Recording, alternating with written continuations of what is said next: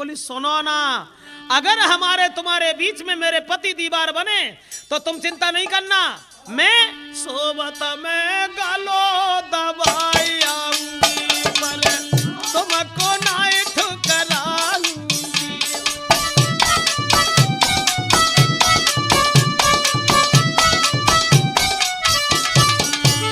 सोबत में गालो दबाई आऊंगी पर तुमको ना ठुकराऊंगी।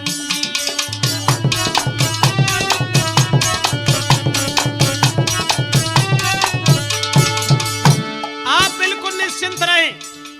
बोली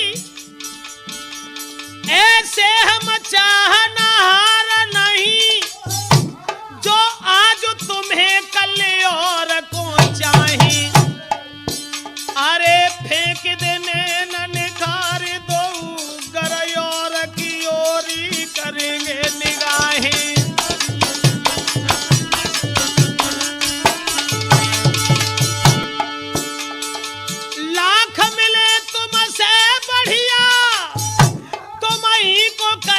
तुम ही को सराए और जोले दे रहे जग में तोले हम प्रीत की रीत निभाए।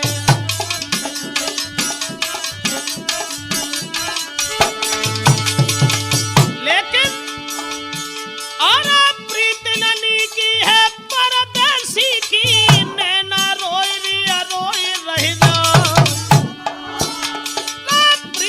पड़ोसी की रेनी की है भोर हो त नैना भिड़ जा।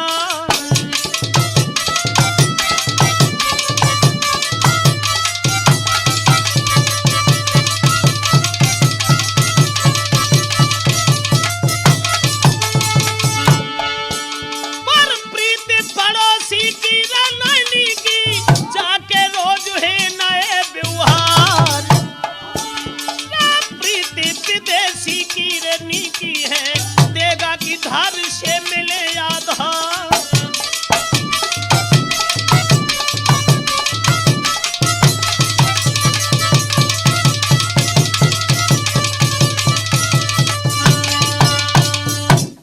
महाराज भर्तरी की पत्नी उस नौकर को देख करके कहती है आप बिल्कुल निश्चिंत रहें, अगर हमारे तुम्हारे बीच में जो मेरे पति दीवार बने तो तुम चिंता नहीं करना, मैं अपने पति को जान से मार दूंगी, लेकिन मैं तुम्हारा साथ नहीं छोड़ूंगी। इसलिए तुम मेरी बात सुनो और तुम मेरे यहाँ रहो, मेरे पास रहो, मेरे साथ रहो। नौकर कहने लगा महारानी एक बात और कहना चाहेंगे? क्या? जवाब दिया हम ये कहना चाहेंगे आज तुम मेरे साथ चलें चलो। बोले कहाँ?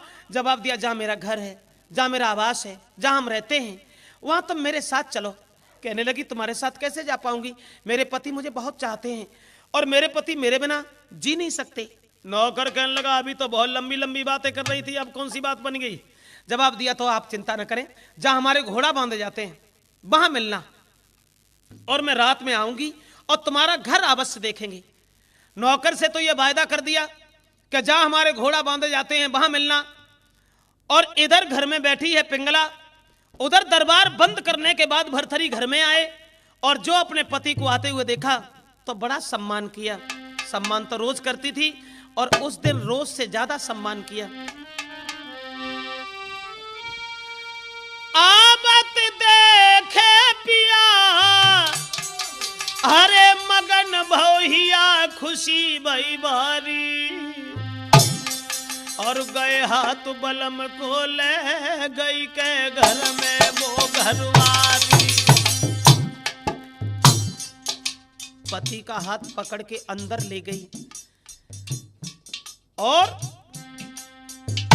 सुंदर आसन डारी लयत बैठारी बलम हितकारी। ले पंखा ढोरे ब्यारी अंगारू ठारी,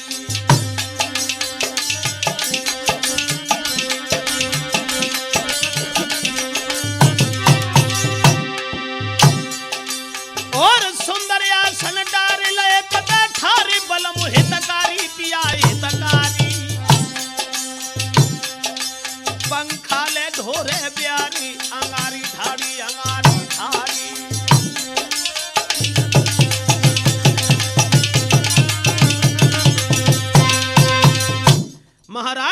भर्तरी का बड़ा सम्मान किया और सुंदर आसन डाल करके अपने पति को बैठा लिया। दोनों हाथ जोड़ करके पति से बोली, महाराज जब तुम दरबार के लिए चले जाते हो ना तो मुझे अच्छा नहीं लगता, आप कहीं मन जाया करो, आप यहीं रुका करो। भर्तरी बोले, पिंगला जो तुम्हारी दशा है वही मेरी दशा है, मुझसे भी नहीं रहा जाता और मैं खुद जानता हूं कि मेरी जैसी स्त्री दुनिया में किसी की नहीं है। मेरी स्त्री एक दिन मेरी झूठी बात पर मर गई। पिंगला बोली, महाराज बस यही तो बात है, तुम तो खुद जानते हो कि हम तुम्हें कितना मानते हैं, आप भोजन कर लो और विश्राम कीजिए। भर्तरी कहने लगे, कर लेंगे भोजन, अभी कौन सी जल्दी है, अब आए हैं, घंटे 2 घंटे बैठेंगे, उसके बाद फिर बाद में विश्राम करेंगे। कहने लगी, नहीं महाराज मुझे तुम्हारी बहुत बड़ी चिंता रहती है ना, इसलिए तुम भोजन कर लो और विश्राम करो, तुम्हारे बिना हम जी नहीं सकते। अब उन्हें कहाँ मालूम है कि उधर जो कह दिया था अश्वपाल से कि हम आ रहे हैं, रोज की तरह अपने पति को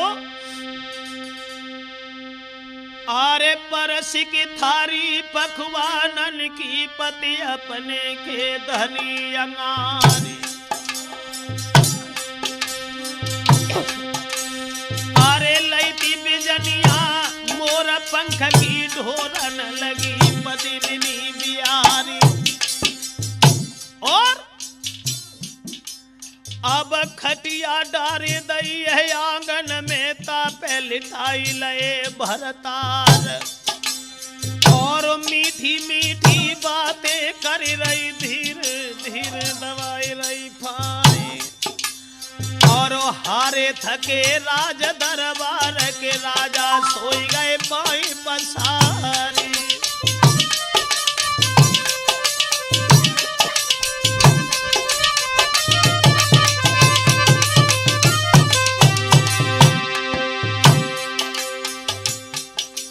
अपने पति को सुलाने के बाद वही महारानी पिंगला जो पति की एकदम झूठी बात पे मर गई,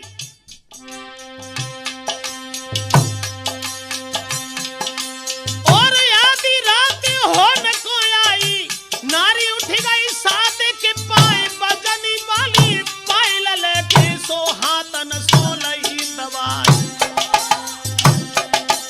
और अश्वपाल उत इंतजार में भज के लगी बराबर जाए।